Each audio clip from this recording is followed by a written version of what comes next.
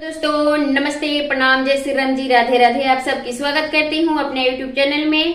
तो आज मैं बहुत ही प्यारा तिलक गीत लेकर आई हूँ, बेटा विवाह तिलक गीत। जब बेटा को तिलक चढ़ता है दोस्तों, मेरी प्यारी बहनी, तो उसी समय हम इस गीत को गाए जाते हैं। तो आप लोग बने रहिएगा हमारे गीत को सुनने के लिए। अच्छा लगेगा तो जरूर कमेंट करना और जरूर लाइक करिएगा।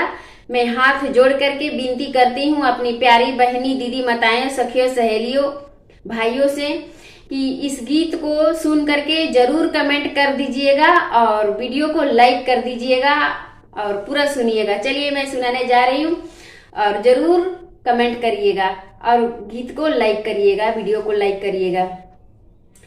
ओरियाना ओरियाना बैठे लन तिलक हरू लोगवा, कुरुसी बैठे लन मोरी पापा जी, कुरुसी बैठे लन मोरी पापा जी, कुरुसी बैठे लन मोरी चाचा जी, चौका चंदना चढ़ी बैठे लन सुंदर दुल्हा, के हम के तिलक चढ़ाई जी, चौका चंदना चढ़ी बैठे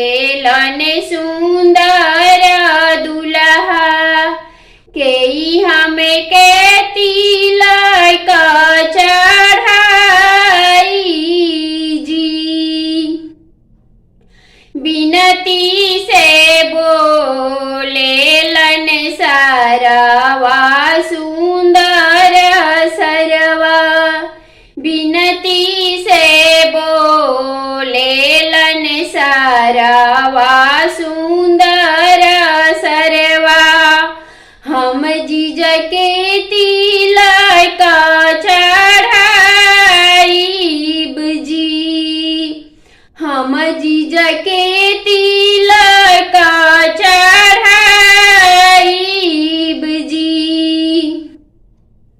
सूट बूट टाई जब देखले सुंदर दुल्हा, सूट बूट टाई जब देखले सुंदर दुल्हा, चौका से उठले खिसियाई जी, चौका से उठले रिसियाई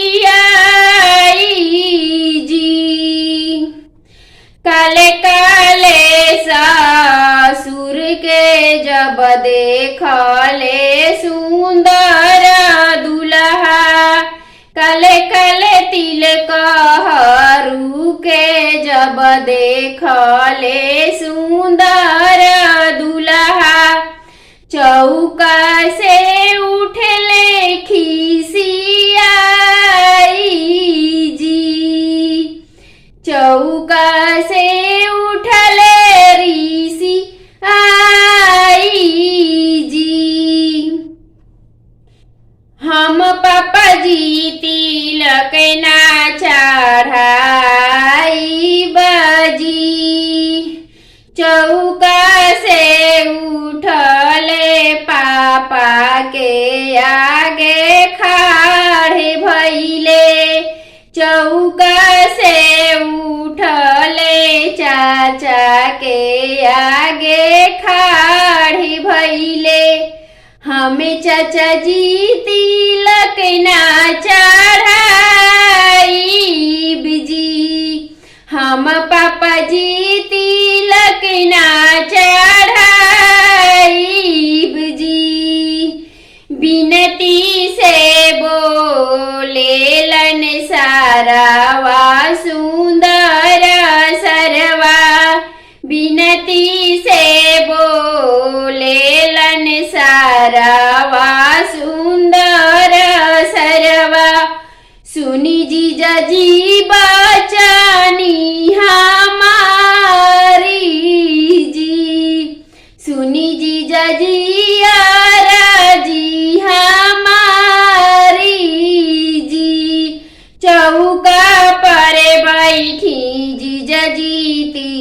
तिलक हम चढ़ाइब जी। चौका पर बैठी जीजाजी तिलक हम चढ़ाइब